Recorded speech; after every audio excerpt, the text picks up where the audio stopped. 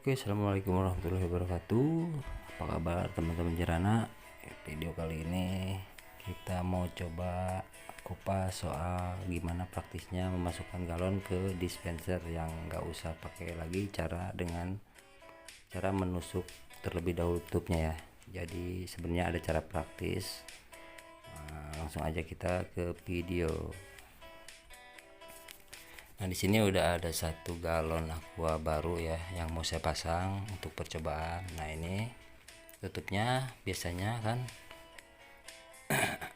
kita langsung pasang ke sini tuh agak susah ya. Maksudnya kita nggak tahu caranya, nggak tahu triknya. Nah, kita biasanya menusuk terlebih dahulu bagian tutupnya. Nah, jadi untuk trik seperti ini jangan usah dilakukan lagi, nggak usah ya. Jadi ternyata pada lidah dispenser ini ada fungsi lain. Nah, dia bisa langsung menusuk tutup ini tanpa kita harus menusuknya terlebih dahulu sebelum dipasang. Nah, ini yang ada lidah tengah ini ternyata fungsinya itu bisa langsung membolongi. Oke, kita langsung praktekkan. Ini segel masih utuh, gak saya lubangi terlebih dahulu.